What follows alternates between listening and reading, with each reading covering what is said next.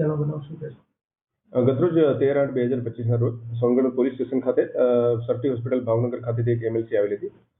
ખરેખર આ બનાવની આખી વિગત એ રીતની છે કે રાજુભાઈ રાઠોડ નામના એક વ્યક્તિ છે કે જેઓ મેલડી માતાના દર્શન કરવા માટે સોનગઢ ખાતે આવેલા હતા. ત્યારબાદ સોનગઢ બસ સ્ટેશન ખાતે ઊભા હતા ત્યારે એક અજાણી વ્યક્તિ છે તેની પાસે આવીને ઢળી પડી હતી અને જેના કારણે તેઓએ રિક્ષા બોલાવી અને સારવાર અર્થે તેઓને સરટી હોસ્પિટલ ભાવનગર ખાતે મોકલી આપવામાં આવ્યા હતા, જેમાં તેમનું મૃત્યુ નીપજ્યું હતું.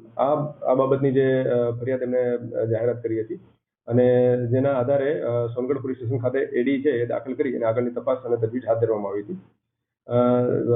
મૃતકની ડેડ બોડી તેમજ જે રાજુભાઈના લોકેશન અથવા તો જે સોનગઢ ખાતે જે અલગ અલગ રીતે તપાસ કરવામાં આવી ત્યારે જાણવા મળેલ કે સોનગઢ બસ સ્ટેશન ખાતે આવો કોઈ પણ બનાવ બન્યો ન હતો.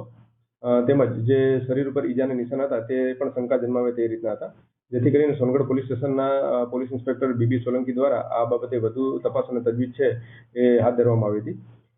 આખી જે તપાસ અને તજવીજના અંતે માલુમ પડેલ કે 12/8/2025 રોજ પાલીતાણા ખાતે આવેલી ચેન્નઈ ભવન ધર્મશાળા છે ત્યાં અલગ અલગ મુકાદમના માણસો છે એમને અંદર મજૂરોનો ઝઘડો થયો હતો કે જેમાં 6 ઈસમો દ્વારા અવિનાશ નામના વ્યક્તિ છે તેને ઢોરમાર મારવામાં આવ્યો હતો અને જેના કારણે અવિનાશનું મૃત્યુ નીપજ્યું હતું.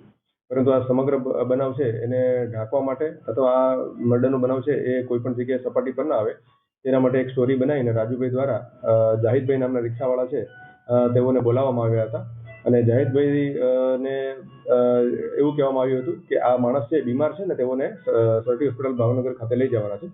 આમ કરી અને આ સમગ્ર મર્ડરનો બનાવ છે એ ઉપજાવી અને એક સ્ટોરી બનાવી અને પોલીસને ગેરમાર્ગે દોરવાની એમને કોશિશ કરી હતી, પરંતુ જે પોલીસ ઇન્સ્પેક્ટર બીબી સોલંકી છે તેઓ દ્વારા વ્યવસ્થિત રીતે તપાસ કરવાના કારણે આ સમગ્ર મર્ડરનો બનાવ છે એ પ્રસ્થાપિત થયો હતો. સદરૂ બાબતે પાલીતાણા ટાઉન પોલીસ સ્ટેશન ખાતે મર્ડરનો ગુનો છે એ દાખલ કરવામાં આવ્યો હતો. તેમજ આ સમગ્ર બનાવની જે હત્યાનો બનાવ છે તેના મુખ્ય 6 આરોપી રાજુભાઈ રાઠોડ, સોનુ ચેનસિંગ ઉર્ફે અર્જુન પટેલ, મોહમ્મદ આઝાદ ઉર્ફે જય દીક્ષિત, ગંગેશ કુમાર ઉર્ફે પ્રદીપ શ્રીરામ દેવરે, વિજય બાબુલાલ પ્રજાપતિ તેમજ સાહિલ નામના 7 વ્યક્તિ છે તેઓની પોલીસે ધરપકડ કરી છે અને તેઓના 25 તારીખ સુધીના રિમાન્ડ પણ લીધેલા છે. અને આ બાબતે સમગ્ર તપાસ જે છે એ હાલ પાલીતાણા ટાઉન પોલીસ સ્ટેશનના પીઆઈ કરમટા દ્વારા ચલાવવામાં આવી રહેલ છે.